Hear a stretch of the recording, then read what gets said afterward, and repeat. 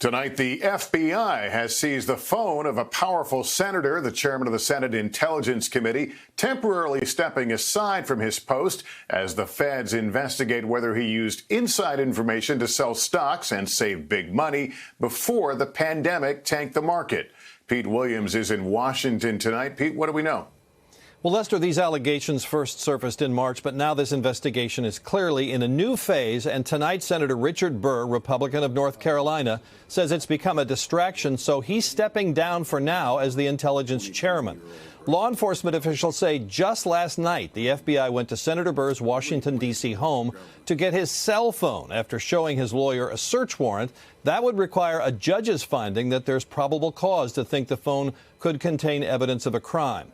Law enforcement officials say they're investigating whether Burr engaged in insider trading, but he has said that his stock sales before the pandemic dragged down the market were based strictly on public information. Hey, NBC News fans, thanks for checking out our YouTube channel. Subscribe by clicking on that button down here and click on any of the videos over here to watch the latest interviews, show highlights, and digital exclusives. Thanks for watching.